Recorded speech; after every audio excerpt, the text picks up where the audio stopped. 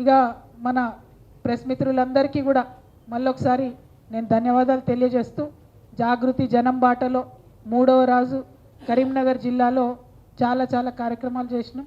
ఈ సమస్యలన్నీ ఇక్కడతో వదిలిపెట్టాం. ఇవాళ తెలుసుకున్నాం, ఇవాళ మీ ముందుకు తీసుకొచ్చినాం.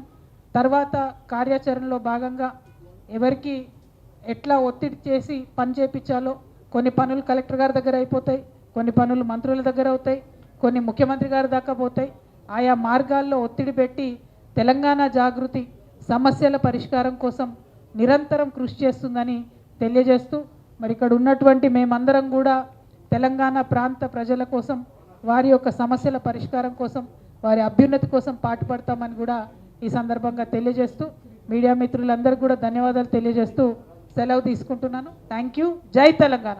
ఇప్పుడు నాకేం బంధనాలు లేవు, నేను ఫ్రీ బర్డ్ కదన్నా, ఇప్పుడు నాకేం బంధనాలు లేవు.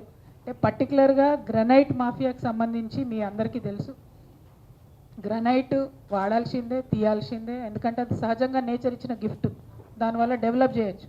కానీ దారుణమైనటువంటి వైలేషన్స్ జరిగినాయి, అవన్నీ కూడా చూసి చూడనట్టుగా పోయినాం. ఆ సందర్భంలో మరి బీజేపీ నుండి కూడా చాలా ఆరోపణలు వచ్చినాయి. ఫైన్లు కట్టాలి, కొంతమంది కడతలేరని ఆరోపణలు చేసిర్రు. తర్వాత ఎందుకో ఏమో తెలియదు కానీ అందరు సైలెంట్ అయిపోయారు మళ్ళీ. సో ఉద్యమాలు చేసిన కొంతమందిని జైళ్ళల్లో వేసి కూడా హింసించిన సంగతులు కూడా మీ అందరికీ తెలిసే ఉంటాయి. సో గ్రనైట్ మీద పోరాటం అనేటటువంటిది, మన వనరుల మీద పరిరక్షణ కోసం పోరాటం అనేటటువంటిది, మన పర్యావరణ పరిరక్షణ మీద పోరాటం అనేటటువంటిది జాగృతి ఒక ప్రయారిటీ అంశంగా తీసుకుంటుంది. ఖచ్చితంగా ఎప్పటికప్పుడు మేము వాటిని ఎండగడుతూ ఉంటాం, వాటిని అరికట్టడానికి కూడా డెఫినెట్గా ప్రయత్నం చేస్తాం. మీ అందరికీ తెలుసు, మామూలుగా అయితే చూస్తే బోర్డు మీద బంద్ వేసినట్టే ఉంటుంది, కానీ లోపల నడుస్తూనే ఉంటుంది మళ్ళీ. సో అవి మరి ఎట్లా ఆపాలి అనేటటువంటిది మీలాంటి వాళ్ళందరూ మద్దతు ఉంటేనే ఆపడం జరుగుతుంది. అల్టిమేట్గా మన తెలంగాణ, మన కరీంనగర్ కాపాడుకుంటే పర్యావరణం మనకే బాగుంటుంది. ఎంత లోతుంది రాయి అంత లోతు నేను తవ్వుతా అంటే మొత్తం వాటర్ టేబుల్ డిస్టర్బ్ అవుతుంది.